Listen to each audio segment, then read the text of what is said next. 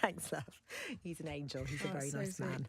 man. Cynthia Erivo, what a massive, massive joy it is to see you again. Hello. It's literally, I think it's been 2 weeks. Is it 2 weeks since press night? Yeah, just over 2 weeks. Just now. over 2 Yeah. weeks. And I said to you just now, it was one of the most intense theatrical experiences I've ever had. Yes.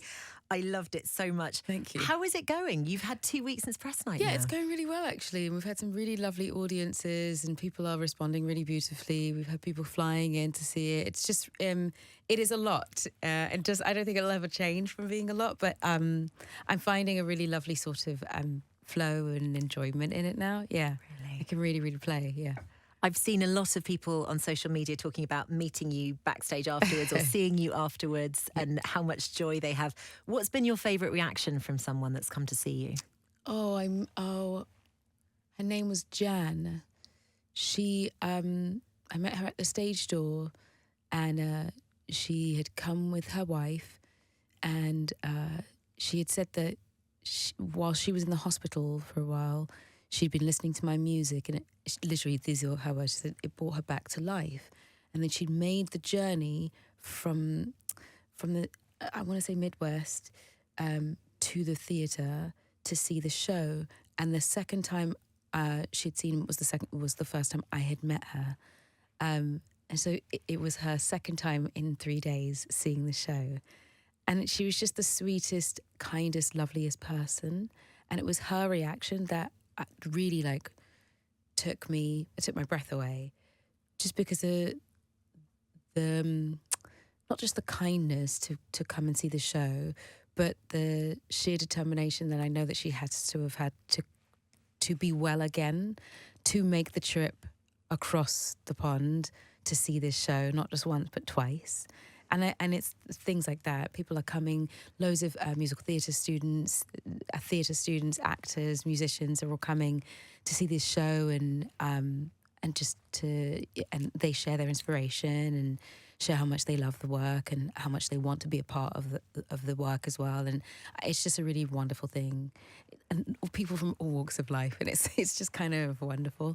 Yeah. I first saw you, before I'd ever seen anything else you'd done, I saw you in the West End, and I think it was probably 2013 for I Can't Sing. Yeah. And which was, I loved it. And you were crazy, brilliant. insane. I thought it was fantastic. And is it a joy for you to be back in the West End? I know It you've is. done a lot of theatre, but it must be such a visceral reaction that you get from the audience every night. It really is. It really is. It kind of takes my breath away because it sort of happens before, as I walk on the stage, at the beginning of the show, there's such an immense amount of warmth that I feel when I get out on there, and you can't see it because I start with my back to the audience, but I always sort of take it in first before I get started, and then by the end, it's just such a wonderful, lovely, warm reaction that I get from the audience that always surprises me because you never expect it.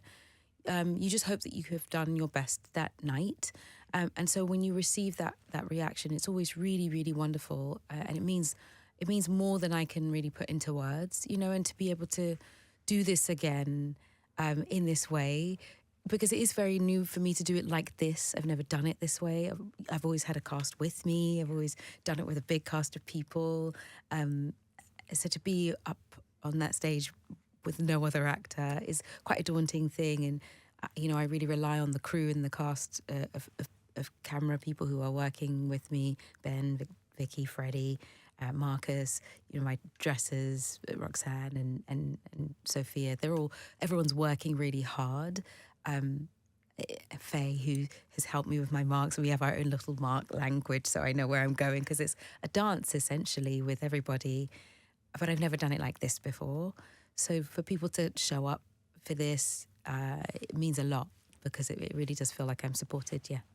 I asked you on opening night, and I still marvel at this, is that, you'd had such a busy and full-on couple of years when you'd done one of the biggest movies in the world, the sequel to one of the biggest movies in the world. Yeah. You'd done so much, you'd travelled everywhere to promote it, and then you come off the back of that, and instead of going, I'm going to go and just be on a beach for a while and just be by myself, you go, no, I'm going to go and learn 20,000 words and I'm going to go on stage every night. And is it a way, do you find, is there a part of you that sort of finds this relaxing in a weird way? Do you I find don't you know obviously if I get a find lot? it relaxing, but I do. I think it was time for me to take a bite of something different creatively, to sort of like still test myself creatively, because I'd been in that world for such a long time, and I really loved it, and it changed my life. But I also wanted to make sure that I sort of, it's like the shakeout run almost. You know, I'm training for a marathon, so forgive the analogies and stuff, but you Sorry, you're training for a marathon? yeah, I'm training for the London Marathon right now. You are the most inspiring woman I have ever. You're doing 20,000 words a night. I've been training for the marathon. And you're training for the marathon? Yeah. When? I've done a marathon. I know how hard it is. When are you doing this? Every morning I train. I train before I come into work. I trained this morning. I did my 10 miles today, my tempo run.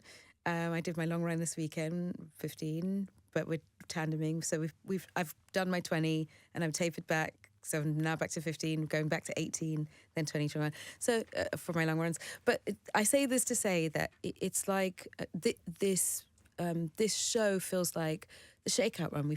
I did like a big old marathon, and this is like you taper back in a way, but to sort of go back to the roots of it all, start again from being in front of people live, so that everyone knows that this isn't just. This is what I love, and the work and the discipline it takes to get oneself ready to do something like this is something that I'm always looking for.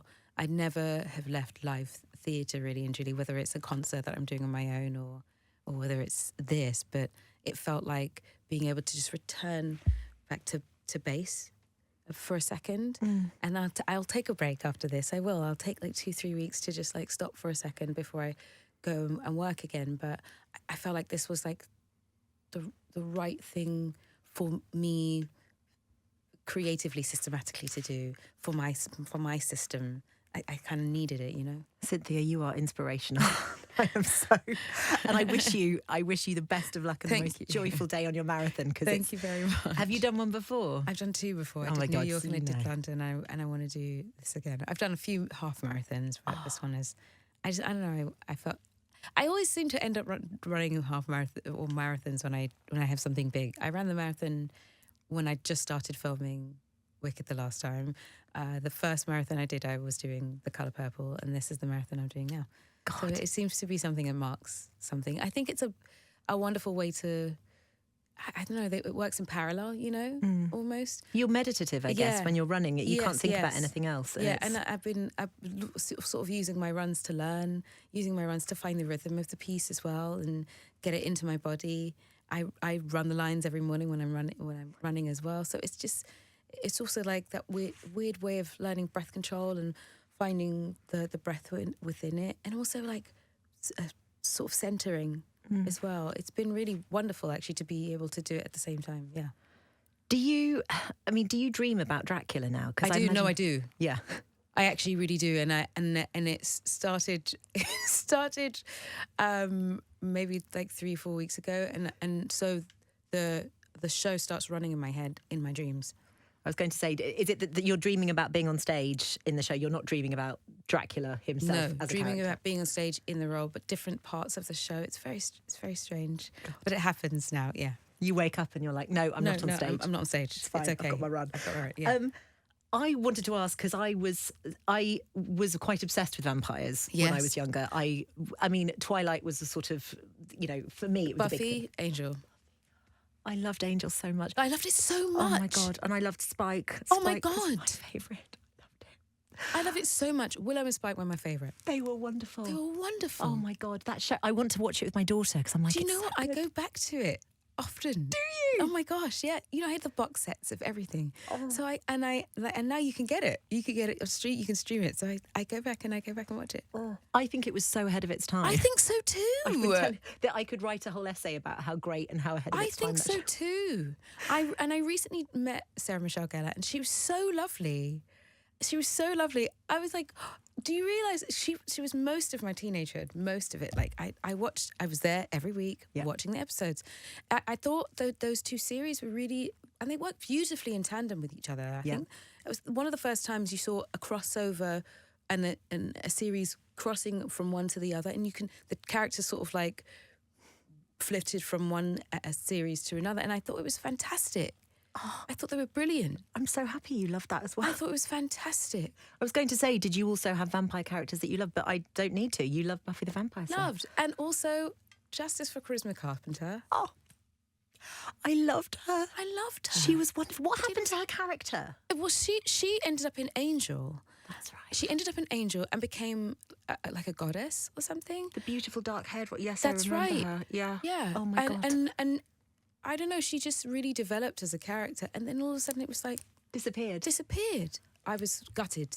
That's so funny. I met Sarah Michelle Gellar as well. She came in for an interview a couple of years ago, and I sort of got really fangirly. I was like, you don't know how much you meant to me. Well, because she was like one of the first sort of action heroes for young women. Yeah. You know? And it was really cool. Like, she was the one with like brown leather pants and like cool clothes.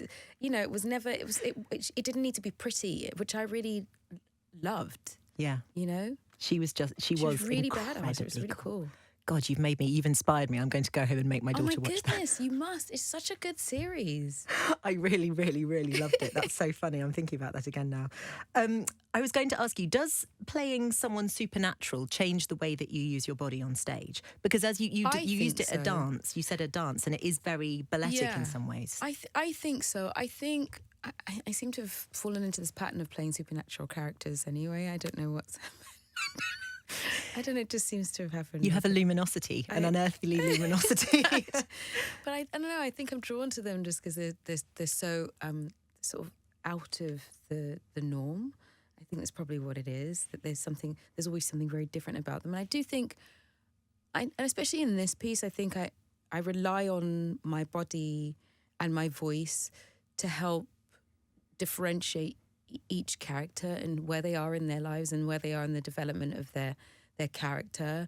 And so for Dracula, it does have a different way he carries his body, does have a different voice quality and a totally different accent from everybody else. But I think that there's a mysteriousness to the character, which I think is portrayed through the way I carry my body. It's very different to any of the other characters. Yeah, it is. Yeah. It's wonderful. Is it a Nigerian accent? Yes. Yeah, it is. I thought so. I read that afterwards, and I thought I recognised it. But I have to stop soon because you've got to go and do another interview, and I could literally talk to you all day. I wanted to ask you. I spoke to wonderful Johnny Bailey when he was from. I love him so much. I love him so much. I love him so much. When he was promoting Wicked, and I asked him if he could do, because obviously he's a musical theatre kid as well, and I said, if you could do one other role in musical theatre, what would you do? Yes. And his first answer was Rum Tum Tugger from Cats. He said that to me before. He said it before, and actually I see it. I can kind of see it. And it's... There's like a chaotic energy in that that I can see him harnessing. Yes. And then he kind of thought about it and decided on Javert. Yes. Because he was like, he was first on stage in Les Mis years and years ago. And then Andrew Lloyd Webber actually saw a clip of this and said, this is amazing. He'd be a great Rum Tum Tugger, but I also think he could play the Phantom, which I think would be incredible. I think it would be absolutely incredible. Because Johnny has a wonderful, his focus for the characters, the care of characters is really special.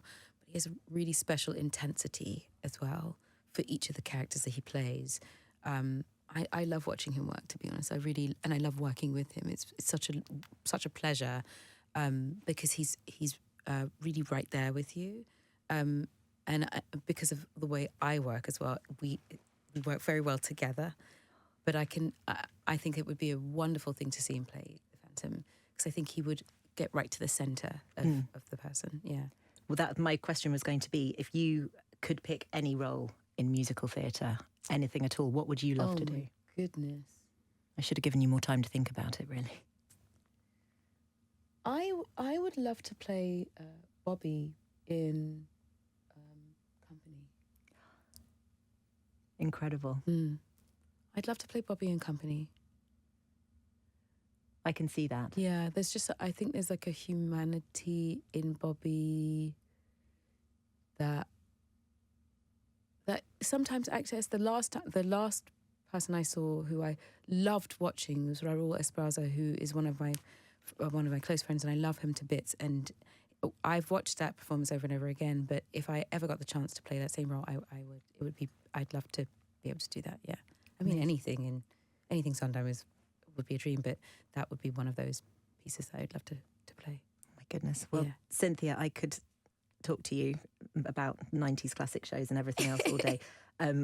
Absolute best of luck for the rest of the run. People are so lucky that they still get to see this. It's wonderful. And thank you. Huge good luck for the marathon as well. Thank you. Oh, that was so lovely.